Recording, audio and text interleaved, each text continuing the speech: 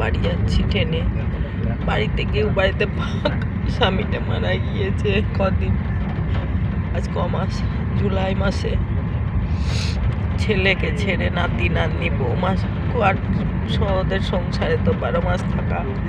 বাড়িতে যেতে হচ্ছে লাইফ সার্টিফিকেট জমা দিতে, একটা কাজের জন্য যেতে হচ্ছে বাড়িতে। কিন্তু কি করে বাড়িতে ঢুকবো, শুধু মনে হচ্ছে কি করে বাড়িতে ঢুকবো।